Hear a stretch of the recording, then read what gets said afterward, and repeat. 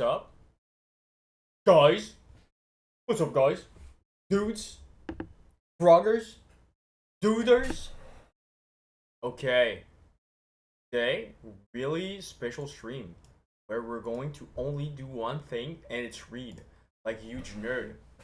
Okay, I've got this book here, one of the best book of all time, one that always helped me when I'm bored and need some guidance. And I was like, what if today we read? We just do that. We just read for an hour and we just see what's going on. Wait, we need to put the timer here. Let's say we did like for 58 minutes. And that's it. That's it. I'm just ready. My room is really not made clean right now, so it's like, oh my god, it's not the best background, but who cares really? Who cares? Okay, so let's go. I guess 1 hour, 1 hour of meditation, which is not that much. It's not 1 hour reading this. It's not that hard. I can also like do like some commentary while I do my audiobook. You know. Okay. Meditation. Look at this beautiful page. Beautiful page. Wow. I don't even want to like talk too much about it because I kind of want to just go into it. Wait, is the light is really bad? I'm getting distracted, but the light is really bad. Like when it's one here, one on the roof. Like not bad. That better? Feels a bit dark. My room is really dark. That's the thing. Basement problem. Okay. That's better. I feel it's kind of better a bit. Book 1. Debts and Lessons. Oh, wow. 1. My grandfather versus character and self-control. Okay, he's going through a bunch of characters in his life he really likes and what did they like about it. Okay, cool. 2. My father, from my own memories and his reputation, integrity and manliness.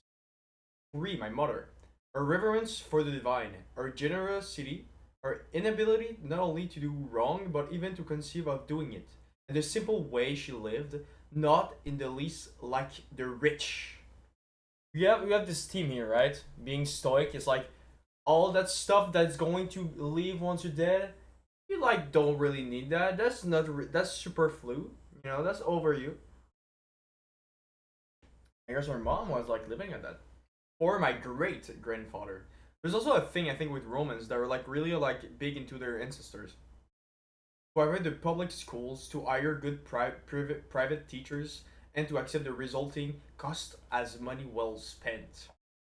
My first, not to support this side or that in chariot racing, this fighter or that in the games, to put up with discomfort and not make demands, to do my own work, mind my own business, and have no time for slanders. This Diogenes, no clue who that is. Not to waste time on nonsense. Not to be taken in by conjurers and voodoo artists, which their talk about incantation and exorcism and all the rest of it. Not to be obsessed with quail fighting or other crazes like that. To be here unwelcome through practice philosophy and study with Bakchias, and then with Thaddeus and Marcianus, to write dialogues as a student, to choose the Greek lifestyle, the camp bed, and the cloak. Basically, he's like, this guy is kind of cool because he does a lot of things. Like, no magic. He wants unwelcome truths. It's part of the logos. The logos being like that force in nature that's keep pushing on. There's like a direction with the logos you need to get yourself with. Okay, a lot of things with that here. Rusticus, the recognition that I needed to train and discipline my character, not to be sidetracked by my interest in rhetoric, not to write treatises on abstract questions, or deliver moralizing little sermons, or compose imaginary description of the simple life or the man who lives only for others. To steer clear of oratory, poetry, and belles lettres. Why? I guess rhetoric and all that stuff is not good because it's gets you stuck to like the real definition of logos, I guess. Not to dress up just to stroll around the house or things like that. To write straightforward letters, like the one he sent my mother from Sizina. And to behave in a conciliatory way when people have angered or annoyed us, want to make up. You always conciliate with the people that you're angry with. To read attentively, not to be satisfied with just getting the gist of it, and not to fall for every smooth talker. Be careful, the smooth talker. They're charismatic. They got the riz. They got you in. Don't get trapped and read your text deeply, I guess. And for introducing me to Epictetus lectures and loaning me his own copy. Okay. Apollonius. How about this guy? Independence and unvarying reliability, and to pay attention to nothing, no matter how fleetingly, except the logos. Okay, just one thing, follow the logos, that's it. And to be the same in all circumstances, intense pain, the loss of a child, chronic illness, and to see clearly from his example that a man can show both strength and flexibility, his patience in teaching, and to have seen someone who clearly have viewed his expertise and ability as a teacher as the humblest of virtue, being a good teacher, I guess, and to have learned how to accept favors from friends without losing your self-respect or appearing ungrateful, and to have learned how to accept favors from friends without losing self-respect. Sextus, imagine having your name Sex. Kindness, an example of fatherly authority in the home. What it means to live as nature requires, gravity without airs. To show intuitive sympathy for friends, tolerance to amateurs and sloppy thinkers. His ability to get along with everyone, sharing his company was the highest of compliments. The opportunity of an honor for those around him. To investigate and analyze with understanding and logic, principle we ought to live by. Not to display anger or other emotions, to be free of passion and yet full of love. Praise without bombast, to display expertise without pretension. Again, there's a thing here. There's like a real humbleness with what you are, and at the same time is like there's this thing about like um showing sympathy for everyone, even the people that has wronged you. There's like a certain like I don't know if you could call this forgiveness or something. And I don't know like how much you could say like stoicism is like one of the foundation that was used to like make early Christians. I don't know if there was like a dialogue between like somehow the first Christian because it kind of the first Christian were kind of around that time I think. And yeah, maybe it's a I don't know, interesting. Okay. And again, just go with the flow. Just be able to go with the flow, whatever that means. Like Star Wars. Man. The literary critic Alexander, not to be constantly correcting people, and in particular, not to jump on them whenever they make an error of usage or grammatical mistake or mispronounce something. But just answer the question or add another example or debate the issue itself, not their phrasing. Don't be a grammar Nazi. That's what he's saying. Be anything else but a grammar Nazi. He's like, just go to the point. What did you understand? Or make some other contribution to the discussion. And insert the right expression unobtrusively, unobtrusively, I don't know that word. Pronto, to recognize the malice, cunning, and hypocrisy that power produces, and the peculiar ruthlessness often shown by people from good families. Power corrupts, and good family has a certain ruthlessness. They're like, oh, something. Alexander the Platonist. Not to be constantly telling people or writing them that I'm too busy. Unless I really am. Certainly not to be always ducking my responsibility to the people around me because of pressing business.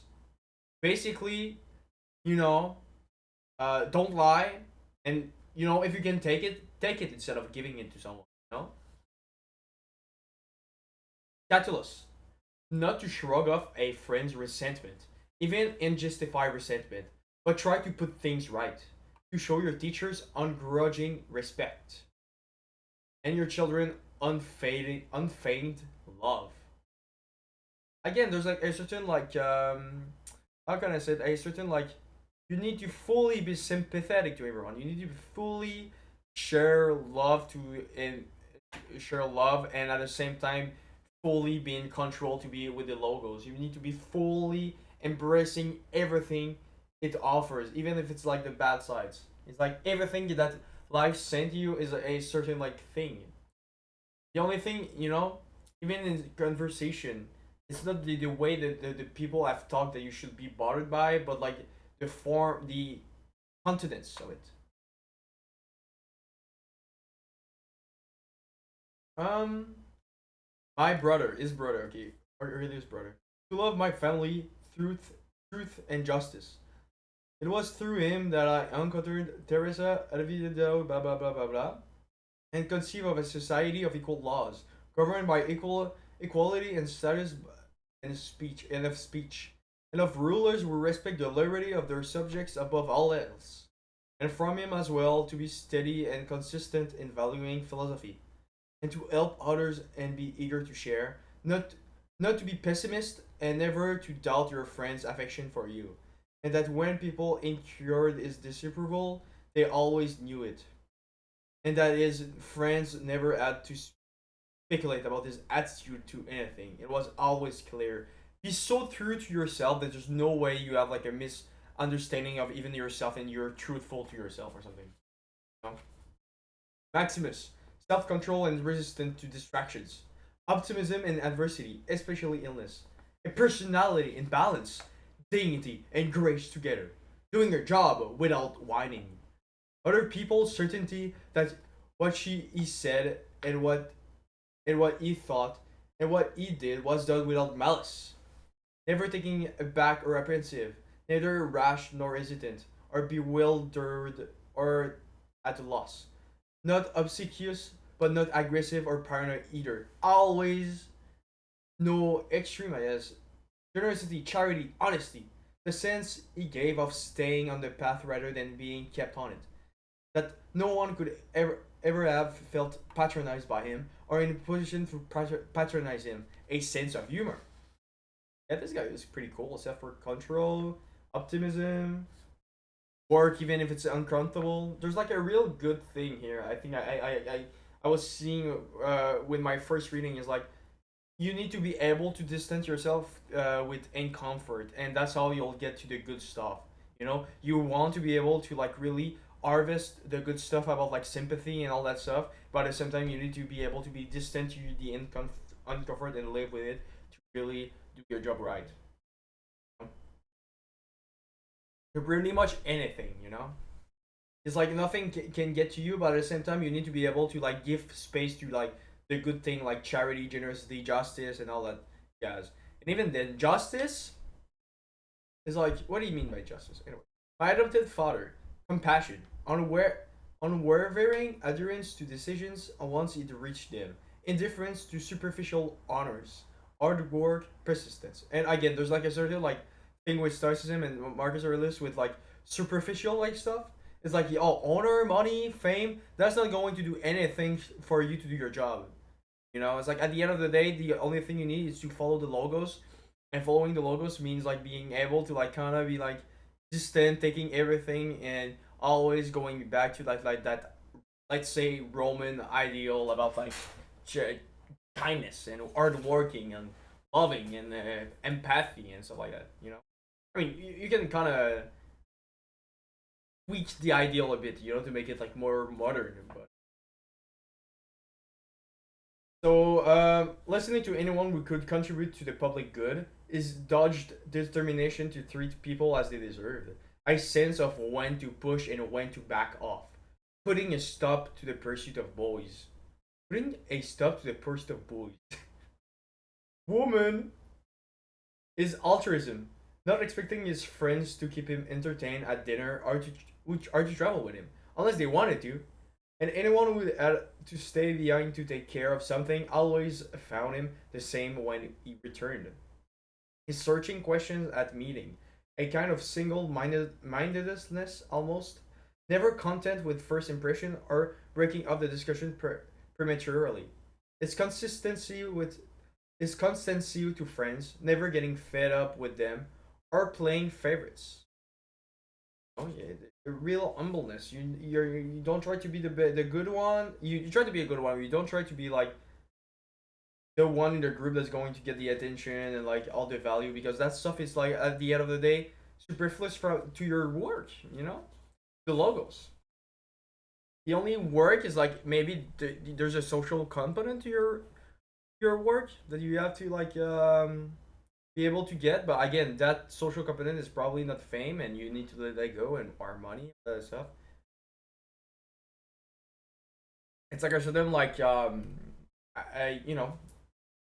rid of the ego a bit or something. That's how I read it though. Self reliance always, and cheerfulness. In his advanced planning, well in advance, and his discreet attention to even minor things. His restrictions on acclamation and all attempts to flatter him.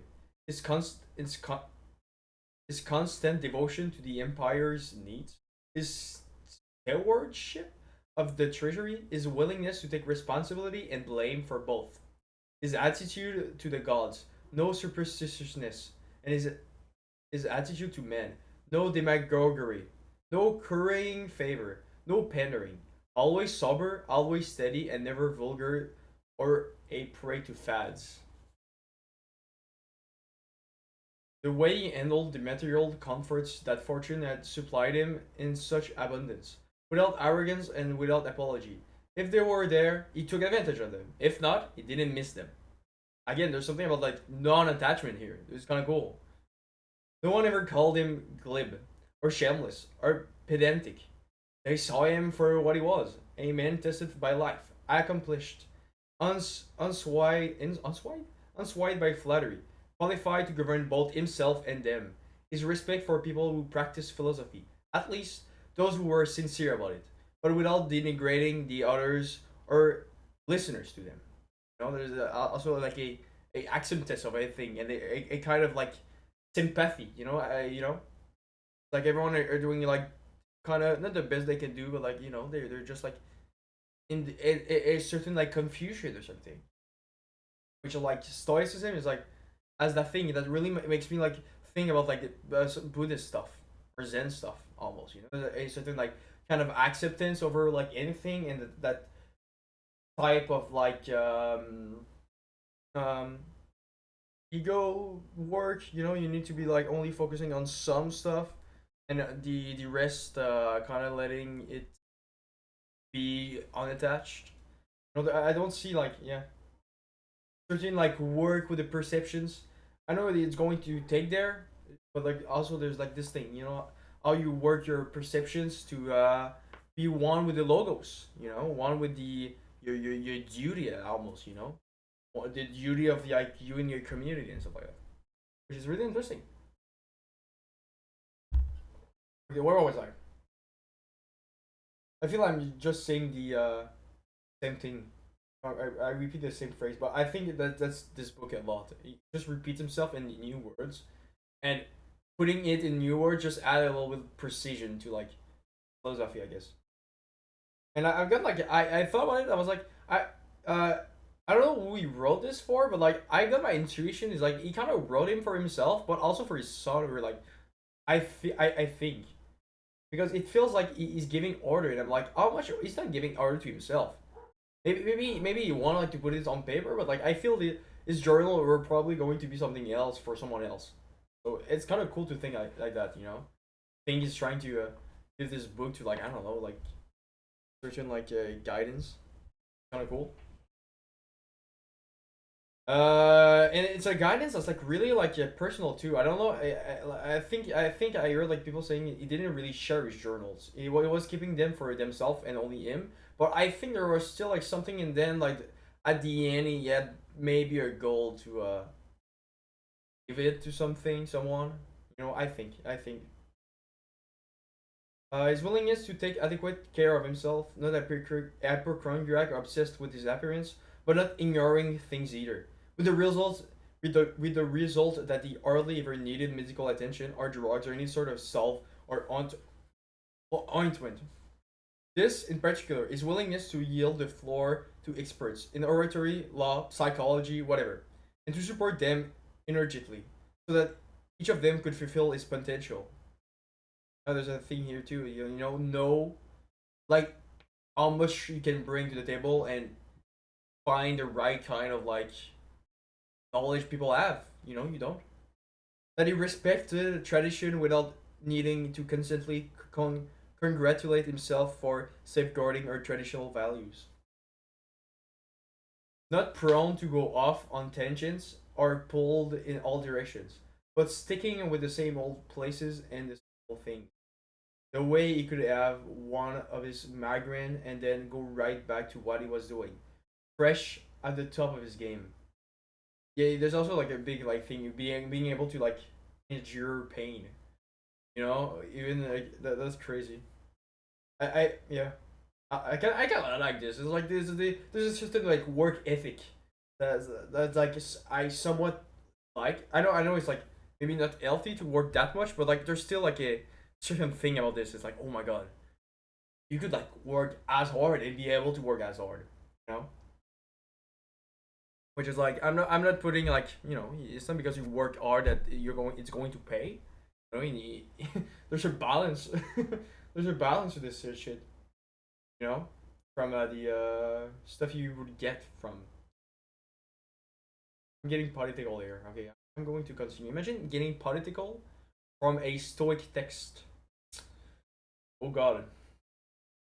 But he had so few secrets, only state secrets. In fact, and not all of that many of those.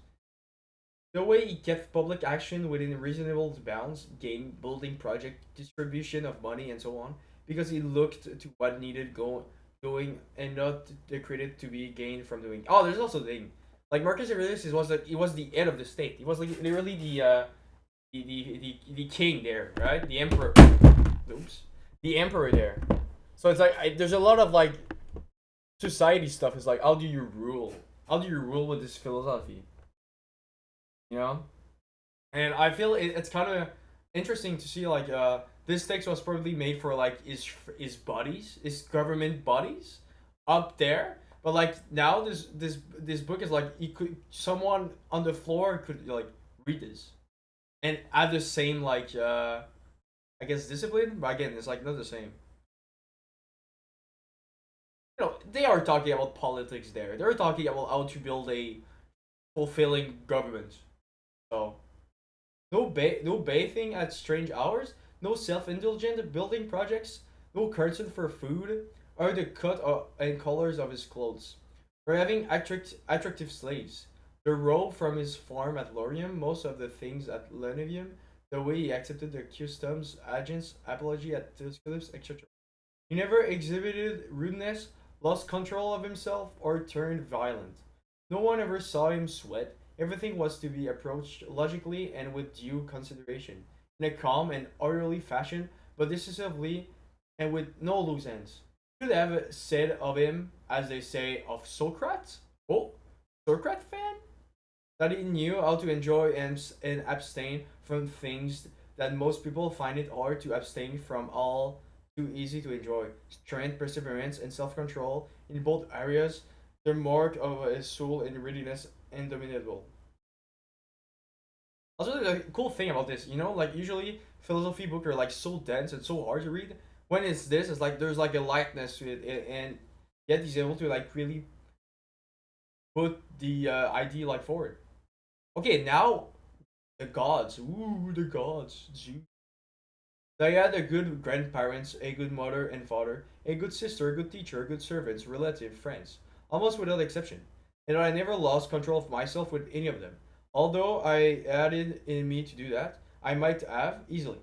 But thanks to the gods, I was never put in that position, and so escaped their test.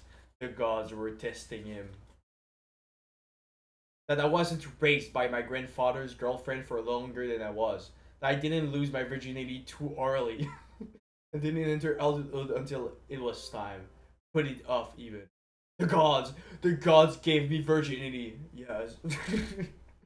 They added someone as a ruler and as a father who could keep me from being arrogant and make me realize that even at court you can live without a troop of bodyguards and gorgeous clothes, lamps, sculpture. The whole charade. That you can behave almost like an ordinary person without seemingly slovenly and careless as a ruler when carrying out official obligation. At job you don't need all that prestige or something. I had the kind of brother I did, one whose character challenged me to improve my own, one whose love and affection enriched my life. That my children weren't born stupid or physically deformed. Born stupid. Your child born stupid. So dumb. That wasn't more talented in rhetoric or poetry or other areas. What? I don't understand what that it wasn't more talented in rhetoric or poetry. What does that mean? What does it mean when he's glad he's not better at it?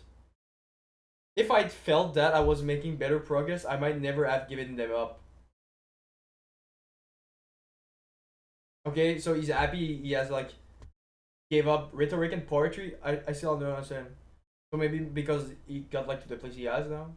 I conferred on the people who brought me up to the honors they seemed to want early on, instead of putting them off, since they were still young, and with the hope that I'd do it later. That I knew Apollonius and Rusticus and Maximus. That I was shown clearly often what it would be like to live as nature requires. The gods did all they could, through their gifts, their help, their inspiration, to ensure that I could live as nature demands. And if I failed, it's no other fault but mine, because I didn't pay attention to what they told me, to what they taught me, practically, step by step. So find what perception the gods are sending you, and use all of them. And if you don't see all of them, it's your fault. Basically, yep. That's my body has held out, especially considering the life I've led. I never laid a finger on Benedicta on Theodus, and that even later, when I was overcome by passion, I recovered from it. That even though I was often upset with Rusticus, I never did anything I would have regretted later. Always have control over yourself.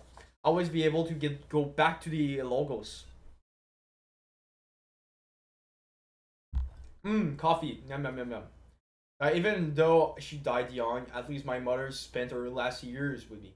That whenever I felt like helping someone who was short of money or otherwise in need, I never had to be told that I had no resources to do it. With. And I never put in that position myself or having to take something from someone else. They have the wife I do, obedient, loving, humble.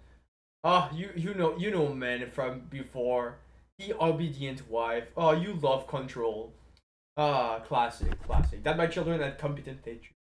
Remedy is granted through dream. It's always funny because like these stakes are like so deep, and then they're just going to true like that little obedient wife they want. It's like I was reading like another French book, but it was from the 1800, and it's like this guy is able to like have such a insight about like the human nature and like how people are and other stuff, and then he's just going to say like a thing like, oh, the obedient loving woman that we all want, and I'm like, it's like how did they just like went through like that thing. It's like how much does that idea at that time was like so big, and it's quite new, like that fight back. It's like even those guys that were like supposed to be like so smart and so much into human nature are still like having like those little like thing about like, oh, the woman, they need to be obedient, they need to be controlled or whatever. It's like it's so funny they take this as like a natural fact of life. Even if they doubt everything, they're going to pretend to doubt everything, and yet they're not going to doubt like certain thing like that. I'm like, I think it's kind of funny. A story, am I right? Social.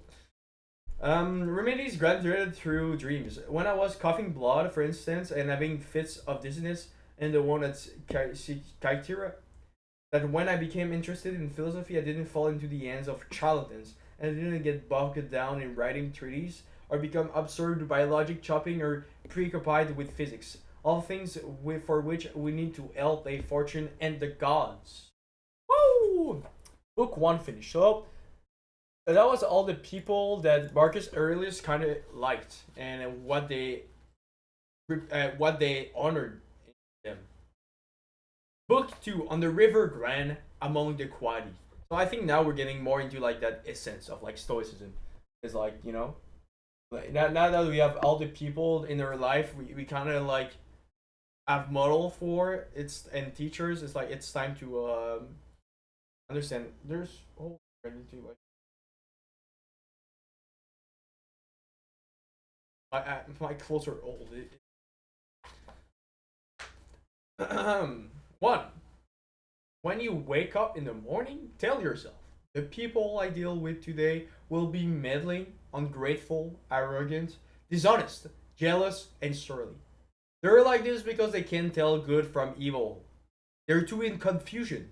But because you are a big stoic in the logos, I guess you're better and you see better. They're like this because they can't tell good from evil. But at the same time, there's also like just the idea of like being unattached to what they're saying. It's like being a certain acceptance over how they are because they're just like brought to that point in that, you know, the things they're saying it might be wrong just because like they're at that point in their journey somehow, you know. Even if there's like there's a certain element here like I'm part of the logos. My emotions don't have impact, and yours do, dude. You're not cool like me, but you know, still. That's a thing too. I wonder like how much like when you get to these points, it's like you feel you need to like such a balance into like opposites. It's like you need to be like able to know you're different than others without like having the ego to tell you're like better and those guys are like less or something. But I have seen the beauty of good and the ugliness of evil, and I've recognized that the wrongdoer as a nature related to my own, not of the same blood or birth, but the same mind, and processing a share of the divine. Oh, there's also this thing here. It's like those guys are also part of this same big brain you're sharing. You know, they're kind of part of you too. You know, you're um uh it's like even if someone is doing like something evil somehow, it's like they're still part of the same machine as you know. It's like you're not mad when you go to the toilet and your body gets rid of all that surplus pee or something. In the same way as a society, why be surprised when the society needs to get rid of the evil somehow?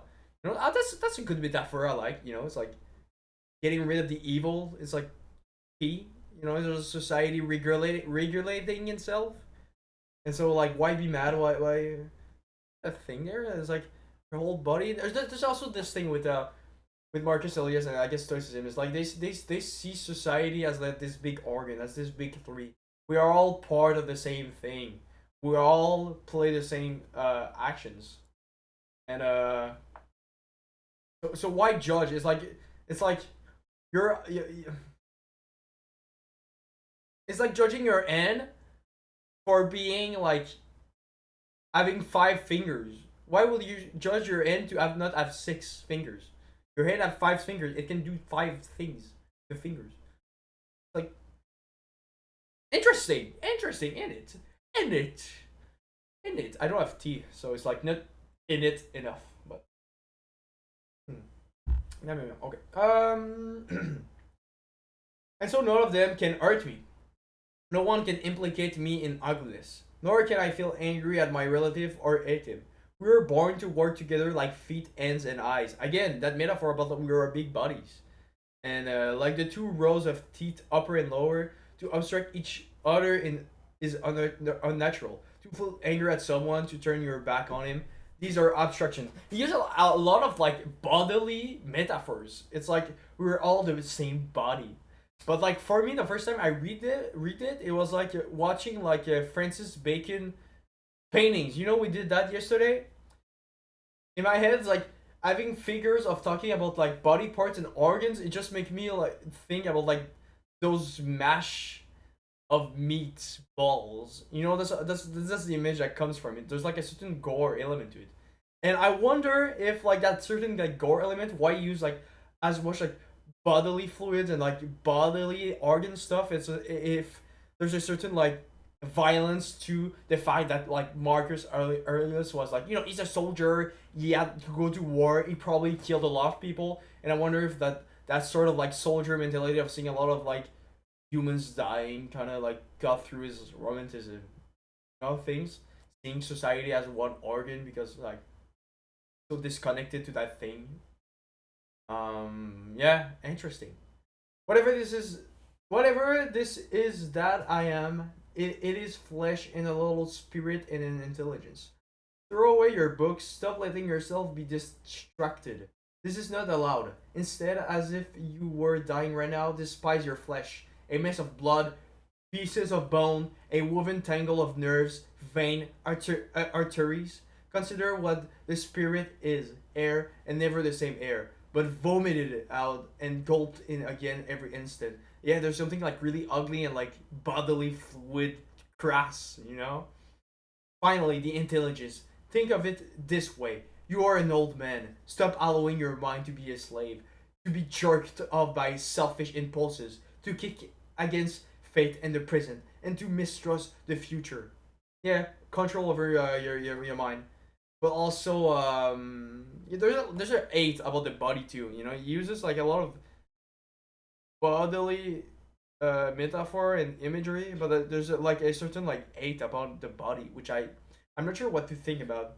Mess of you see, he uses like a mess of blood, pieces of bone, of woven tangled nerve, vein, arteries, and he's getting more into that like sort of like thing, you know, like eating the body. Despise your flesh, and I'm not sure like what's the point here with stoicism. Like, what does eating the flesh actually do? Is it just like being able to like distance yourself by eating your body? It's like, you know, when you ate, so if you really despise something, you're going to be able to be more detached somehow to it. You know, you make it feel less important. And I wonder if there's like a thing here about like if you despise your body enough, you're going to be able to acknowledge the pain enough. You know, because you're going to despise the pain. It's going to be lower somehow because you ate it. I don't know if it makes sense. I don't know if it makes sense. That's what I see. I think what is divine is full of prevalence. Okay, three. What is divine is full of providence. Even chance is not divorced from nature, from the interweaving and unfolding of things governed by providence. Everything proceeds from it, and then there is necessity and the needs of the whole world, of which you are a part. Whatever the nature of the whole does, and whatever serves to maintain it, is good for every part of nature.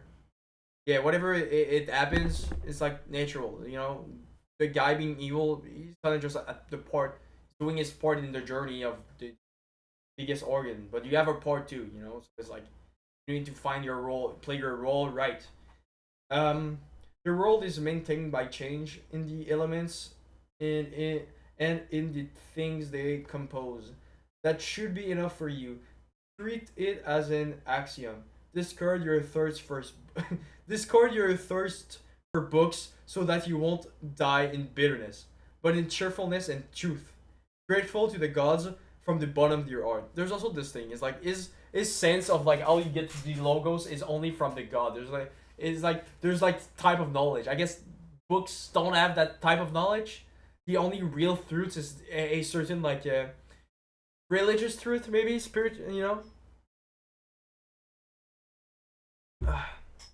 you know, there's the only truth, the real truth being the logos only can be accessible by the knowledge of the gods, not by the knowledge of I guess knowledge by humans or something. There's this interesting thing here, right?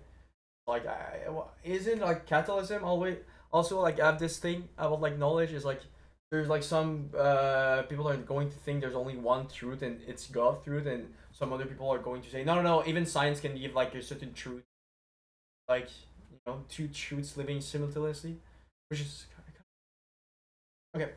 Remember how long you've been putting this off? How many extensions the gods gave you, and you didn't use them. At some point, you have to recognize what world it is that you belong to, what power rules it, and from what source you spring. That there is a limit to the time assigned to you, and if you don't use it to free yourself, it will be gone and will never return. So you have limited time in this world. Just use it. 5.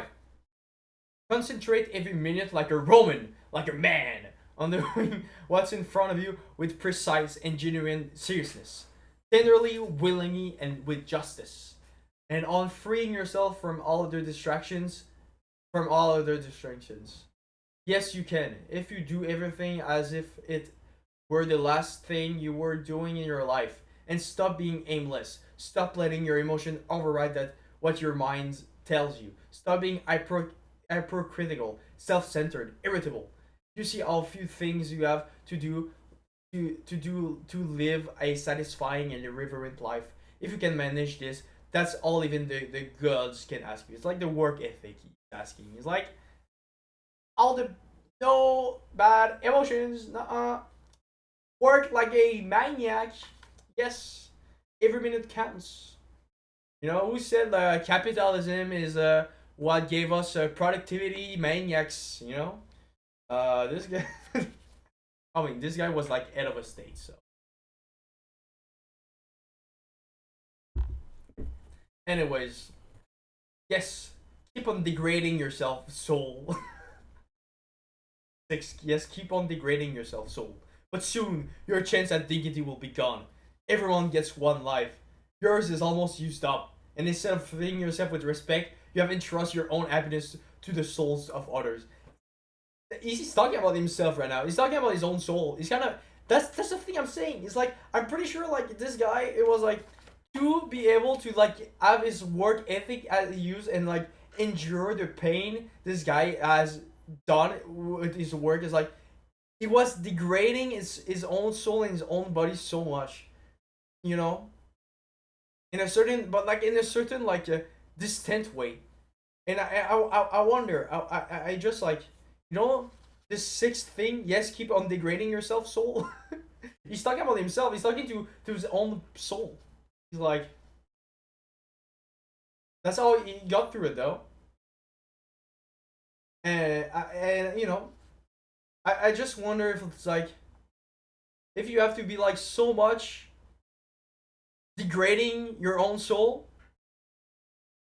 I wonder if like if you thought that that thing was part of the logos, you know, that path forward, or if there's like a certain like even acceptance to your own self, you know, your own sympathy to your own confusion to not be at your fullest. You know, I feel you know there's a thing here. Do external 7. Do external things distract you? Then make time for yourself to learn something worthwhile. Stop letting yourself be pulled in all directions. But make sure you guard against the other kind of confusion. People who labor all their lives but have no purpose to direct every thoughts and impulse toward and are wasting their time, even when hard at work. But also, there's like he knows how to get to that ideal. He knows what's the work ethics he needs to put forward. But like there's a way of how he's trying to achieve that work ethic.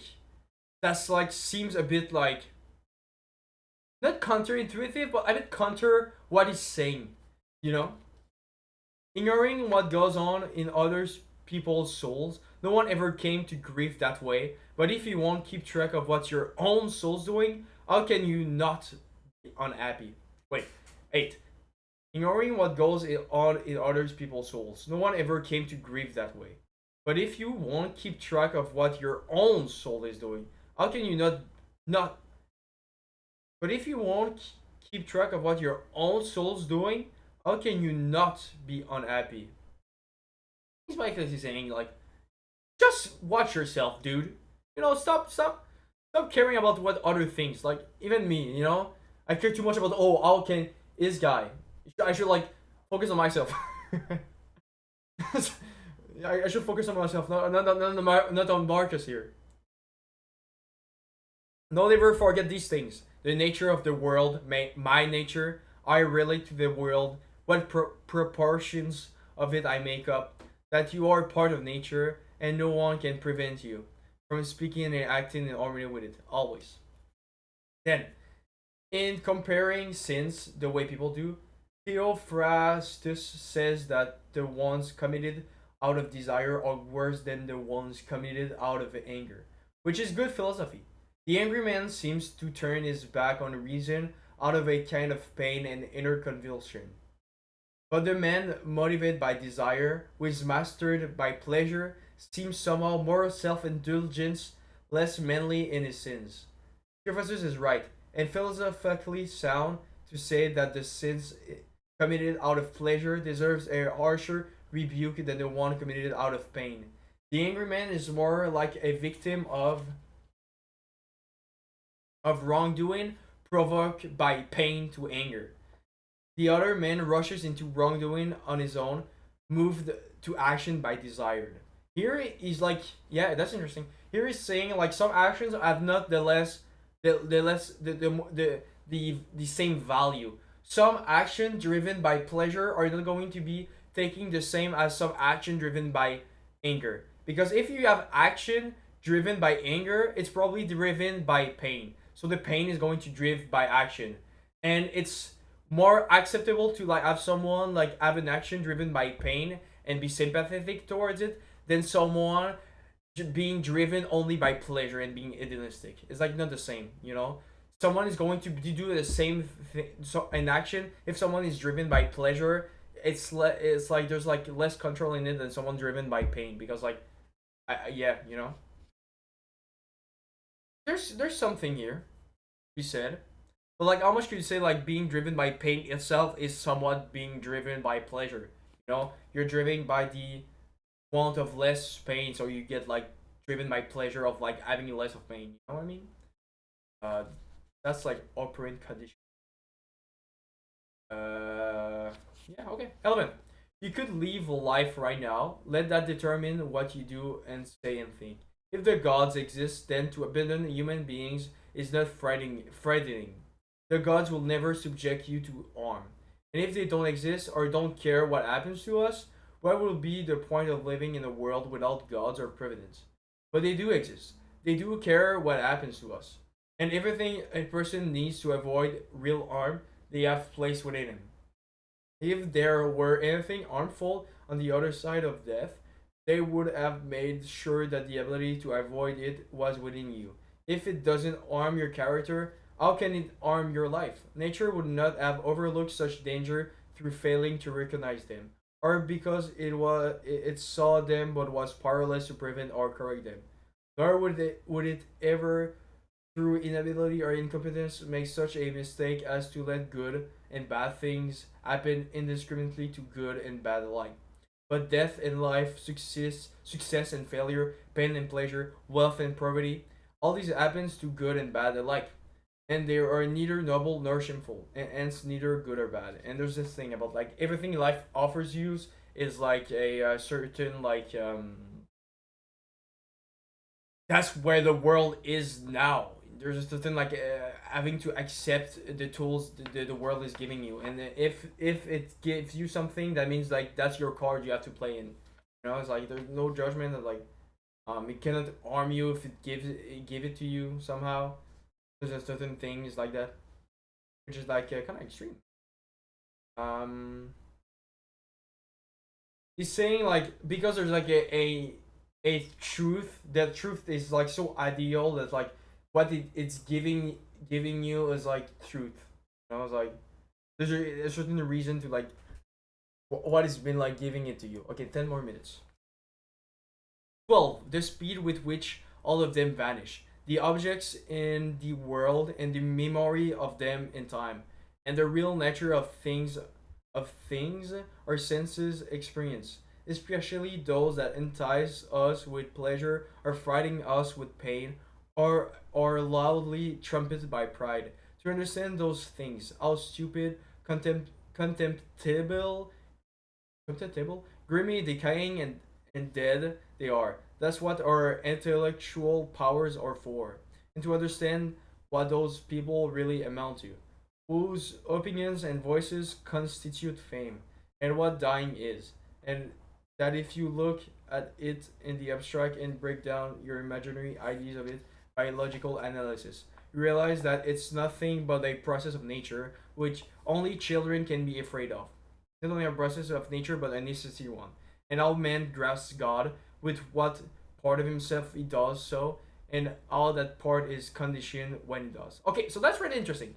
So because now you have like actually the it gives you Marcus is giving you like the way to like be stoic. Like how are you going to get to that work ethic to be alongside the logos? Is that it's that you're going to be try to deconstruct your perception to be able to align yourself with that ideal. You know. So here is like he's basically saying, okay, by for example, if there's a bad thing happening to you, the way you should like approach that bad thing is that you're going to approach it by a thing is like, oh, this is a challenge you have to face in your life. The fact that it's happening to you right now is part of the deal. It's part of the trajectory of like your living, and it's part of the logos. You should like accept it. You know, don't judge it. It's part of the greater thing. Which in a sense, it's also like Catholics. This, you know, it's a real Catholic thing. That's all like the world is like giving you like a path. You know, don't Catholic have that like the redemption at the end or something? It's like everything is there to test you or like make the world go to another place or something. Nothing is more 13. Nothing is more pathetic than people who run around in circles, delving into the things that lie beneath, and conducting investigation into the souls of the people around them, never realizing that all you have to do is to be attentive to the power inside you and worship it sincerely. To worship it is to keep it from being muddied with turmoil and becoming aimless and dissatisfied with nature, divine and human. What is divine deserves our respect because it is good. What is human deserves our affection because it is like us, and our pity too. Sometimes, for its inability to tell good from bad, as terrible a blindness as the kind that can tell white from black. Again, there's like there a certain like acceptance over like the human nature and how you are, but also a certain like put some attention over yourself. You know, it's like stop focusing on the other people and try to take control of your own self. Which is like, you know, you won't have really control over like what other people are going to be, but at least if you like take a certain work ethic, you're going to have control over your own self. You know, you're in your head, you can actually like do some stuff there. 14. Even if you're going to live 3,000 more years or 10 times that, remember, you cannot lose another life than the one you're living now, or live another one than the one you're losing. The longest amount to do the same as the shortest. The present is the same for everyone. Its loss is the same for everyone. And it should be clear that a brief instant is all that is lost.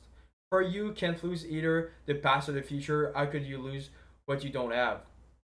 Oh, again, it's interesting. It's like that fucking extreme work ethic. You know, it's like each second count.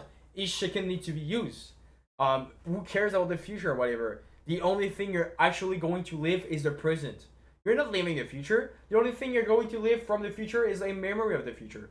You're not living the past. The past is only a memory. At the end of the day, the future and the past, you're living in the present, and it's always that. So there's that presentness too to it. Like I think I kind of like, you know, it's like be present. Be present to work the fullest. Work. Yes. As a human, I love to work. Remember two things. One, that everything has always been the same and keeps recurring. And it makes no difference whether you see the same things recur in 100 years or 200 or an infinite period. Okay, everything recurs, so accept it. Okay. Two, that the longest lived and those who will die soonest lose the same thing. The present is all that they can give up, since that is all you have. And what you do not have, you cannot lose. The prison is all they can give up since that is all you have. That's kind of a lonely statement. That's a lonely statement. You know, you're the only thing you really have is like the present. You know, at the end of the day, do you really own that pen? It's kind of outside of you. You don't really own it. It's outside of you. The only thing is like you're living with it in the present, and that's pretty much it. So, and each second you lose the present. Okay, 15. Everything is just an impression. Oh, you see? Again, that's the thing. Everything is an impression. Everything is just like a perception. Everything is just like a sense. And the response is obvious enough. But the point is a useful one. If you take it for what it's worth. Yeah, focus on the perception. That's where the you can like that's where the workability is there. Work on your perception. You know? 16. The human soul degrades itself. Above all, oh, now there's a certain statement upon your own soul. You know, your mind. How does your mind operates? So the human soul degrades itself. Yes. One. Above all, when it does, it's best to become an abscess, a kind of detached growth on the world. To be disgruntled at anything that happens is a kind of secession from nature, which comprises the nature of all things. Two. When it turns its back on another person or sets out to do it with arm, as the soul of the angry do. 3. When it is overpowered by pleasure or pain. Okay. 4. When it puts on a mask and does or says something artificial false. 5. When it follows its action and impulse to be without a purpose, to be random or disconnected. Even the smallest things ought to be directed toward a goal, but the goal of rational beings is to follow the rule of law of the most ancient and communities and states. Okay, so he's basically saying like your soul is going to say a bunch of things and try to stay with the logo. Okay. Last one, 17. Human life, duration, momentary, nature, unchangeable, perception, dim. Okay, the human life as a concept. Body decaying, soul spinning around, fortune unpredictable, lasting fame, uncertain. Sum up the body and the sport of a river. Oh, sum up the body and its parts are a river. The soul, a dream and mist. Life is warfare and a journey far from home. Lasting reputation is oblivion. Then what can guide us if nothing is like if nothing you can go only philosophy. Oh, okay. Philosophy is a way to go, which means making sure that the power within stays safe and free from assault, superior to pleasure and pain, doing nothing randomly or dishonestly and with imposture, not dependent on anyone else doing something or not doing it, and making sure that it accepts what happens and what it is dealt as coming from the same place it came from, and above all, that it accepts death in a cheerful spirit as nothing but the dissolution of the elements from which each living thing is composed. If it doesn't urge the individual elements to change continually into one another, why are people afraid of all them changing and separating? It's a natural thing, and nothing natural is. Ooh, that was crazy. And that's the end. Everything changes. Life itself changes, Earth's, but changes are natural, and what natural is normal, you know. And I guess that's going to be the end of this. Wow, monkey, that is so me. Wow, monkey time. Ooh.